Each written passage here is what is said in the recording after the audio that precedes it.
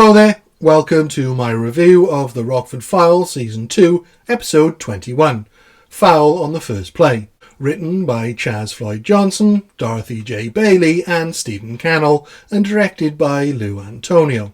The episode begins with two men watching a film reel of a basketball game, and it's heavily implied they are mob men looking to acquire the team. When we get a hold of this team, Ray, I don't want this kid worrying about his old lady. We then cut to a man getting thrown out of the car and assaulted, Marcus Aurelius Hayes, played by Lou Gossett Jr.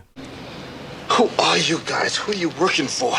If I ever see you again, I'm going to see to it there's one less coconut in town. These thugs are nasty and casually racist, but eventually let up when he says he's a parole officer. The next day, Hayes then turns up at Jim's trailer, and Jim is not happy to see him. Get out of here. I don't want to talk to you, Hayes. Hayes was Jim's parole officer who falsely claimed Jim violated his parole years earlier. I shouldn't have violated your parole, and you were right in hiring that attorney and getting the report corrected.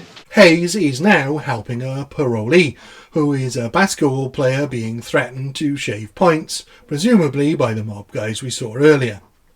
Hayes wants to hire Jim to find out who is threatening the kid, and he wants Jim to hide a tracker on the car that picked the kid up.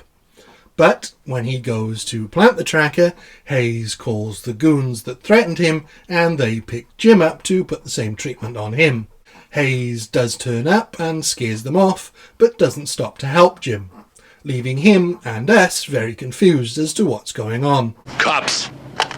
Stay out of it!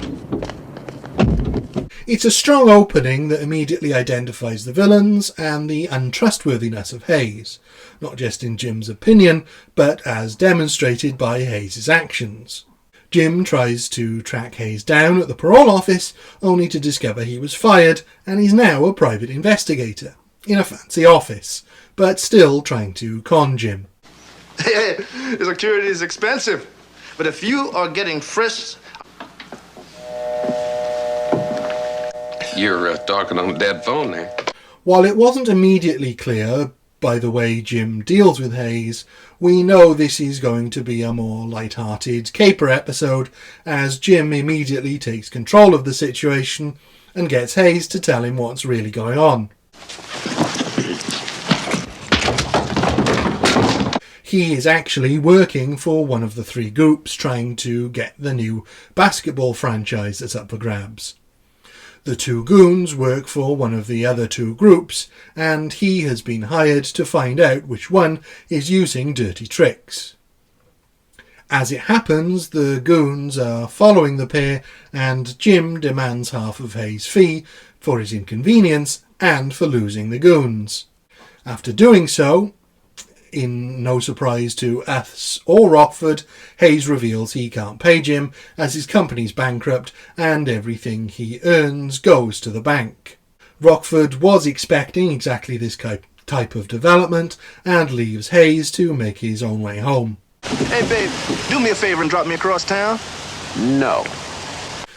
When Jim gets back to his trailer, there's a representative of Hayes' employer, Martin Eastman, waiting for him, played by a Columbo connection, James Ingersoll, who has a small role in Columbo Goes to College. We quickly get our next Columbo connection, playing Martin Eastman himself, David White, who, as well as playing Darren's boss, Larry Tate, on Bewitched, was in the Columbo episode Identity Crisis. He wants to hire Jim to investigate who is putting pressure on the basketball commissioner and reveals that he never hired Hayes and suspects he's the one applying the pressure. The plot is a little bit convoluted, as it always is when there's some kind of con on the go, but it's made relatively easy to follow if you're paying attention. And if you're not, it makes it clear that Hayes is a liar and a con man, but he's also pretty useless at it. Jim catches up with Hayes at the Commissioner's house, where the Commissioner's been murdered, which adds a further complication. From the information Hayes gives him, Jim works out that someone was bribing the Commissioner, while someone else was threatening his life, and to find out who's who, he uses Hayes as bait. Hayes calls all three men who want the franchise and tell them that he has evidence showing that they killed the commissioner and wants $100,000 for his silence, and asks to meet them. Then Jim and Hayes wait. They spring a trap with some improvisation, and it turns out the killer is Martin Eastman, which means Jim isn't getting paid and Hayes is going out of business.